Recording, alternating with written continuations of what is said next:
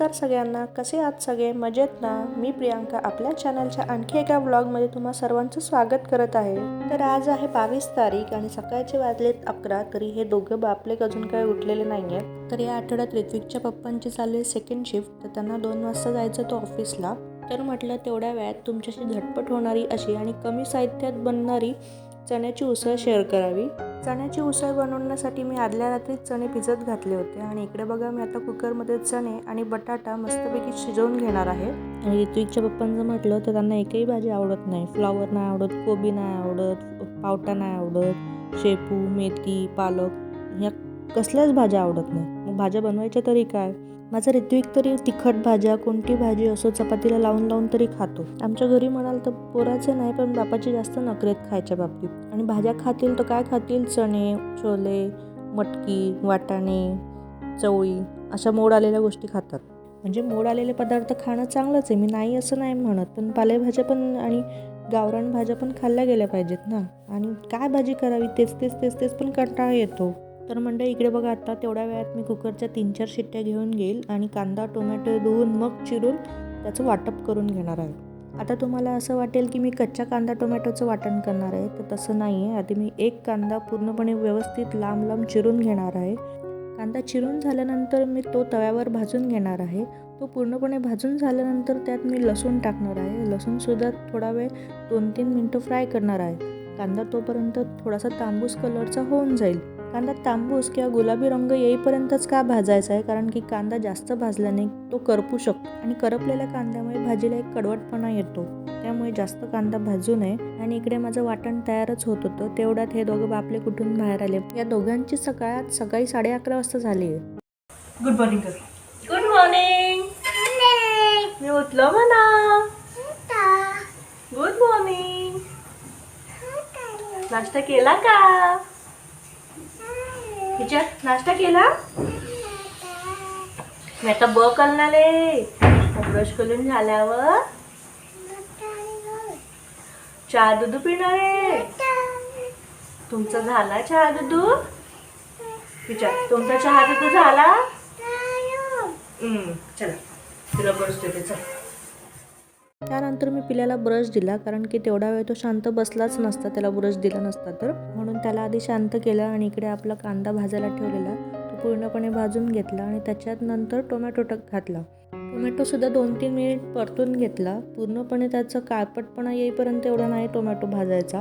मी भाजीत टोमॅटो का घालते तर पिल्याच्या पप्पाला भाजी थोडीशी गोडूस अशी हवी असते. मग साखर टाकण्यापेक्षा टोमॅटोचा आंबटपणा आणि गोडपणा आलेला जास्त चांगलं असं मला वाटतं, म्हणून मी शक्यतो टोमॅटो घालते. आता तुम्हाला असं वाटत असेल की तुम्ही साखर म्हणजे तुमची भाजी गोड असते का? तर नाही, बेसिक भाजीची जी चव असते तीच हवी असते त्यांना. पण त्याला जो तडका किंवा तडका मारून सुद्धा तिखटपणा असून सुद्धा एक गोडपणा येतो ना भाजीला, तो त्यांना हवा असतो. तर इकडे आता आपलं वाटप भाजून झालेलं आहे.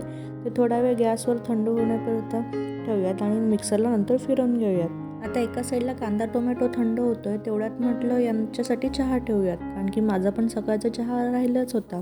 खरं तर मला सकाळी फ्रेश झाल्यानंतर ब्रश झाल्यानंतर लगेचच चहा लागतो, पण हे आत्ता उठतील तेव्हा उठतील यांच्या दोघांची वाट बघत बघत झाला उशीर आणि माझा पण चहा राहिलेला. म्हणून मग मी पिल्याच्या पप्पाला विचारलं, म्हटलं नाश्त्याला काय करू का? पोहे, उपमा किंवा अजून काही? तर ते म्हणाले ऑलरेडी 11:30 वाजलेत आणि आत्ता जेवायचं पण आहे, त्यामुळे फक्त चहा दे आणि टोस्ट दे. कारण की आत्ता हेवी नाश्ता झाला तर मग जेवण जाणार नाही. तर मग आपला आता इकडे चहा रेडी झालेला आहे. थोडंसं रिलॅक्स होऊन आपण चहा पिऊन घेऊयात आता.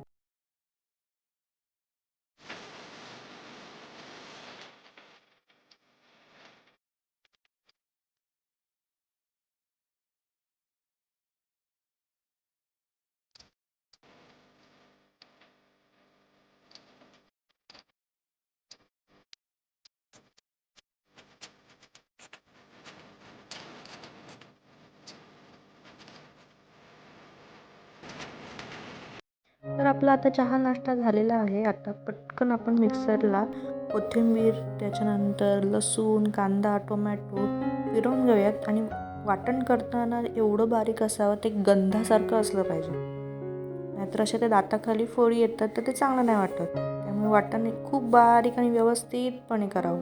चला आता पटकन आपण उसळीला फोडणी देऊन घेऊयात. त्यासाठी इथं मी आता गॅस पेटवला आहे, कढई गरम होते. तेवढ्यात त्याच्यात 2 पै फक्त मी तेल घाललं नाही, कारण की ऋत्विकच्या पप्पांना जास्त अशी तेलकट भाजी आवडत नाही. तेल गरम होईपर्यंत आपण वाट बघूयात. ते कडकडीत गरम झालं पाहिजे. त्यानंतर आपण जे वाटण तयार केलं आहे ते आपण त्यात घालणार आहोत. आपण ऑलरेडी वाटण कांदा टोमॅटो भाजून घेतलं आहे, तरीसुद्धा तेलात आपण ज्यावेळेला परतू त्यावेळेला त्याचा कच्चा वास पूर्णपणे नाहीसं होईपर्यंत आपण ते फ्राय करून घेणार आहोत.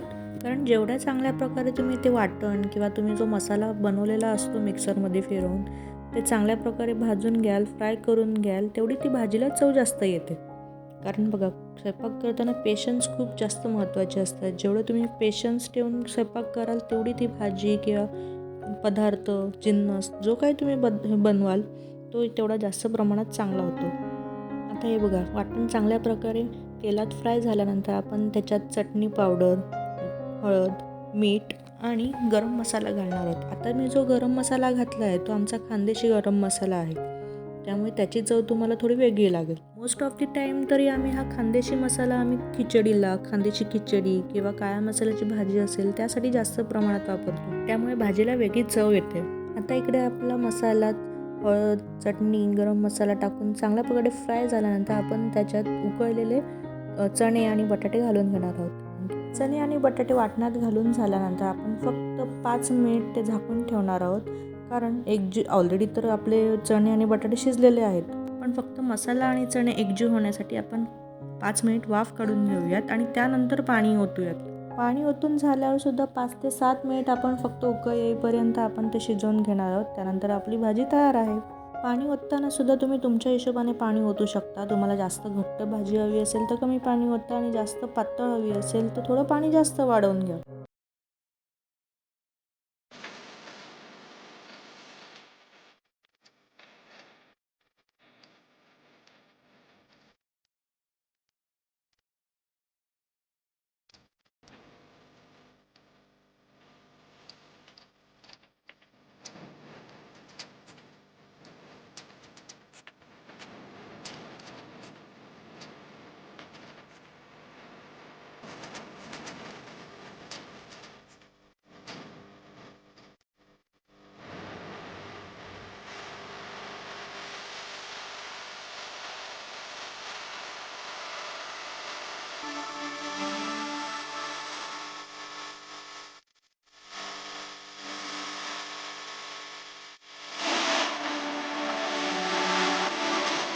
चण्याची उसळ रेडी झाल्यानंतर मी गरमागरम इंद्राणीचा भात लावला आणि चपाती केल्या.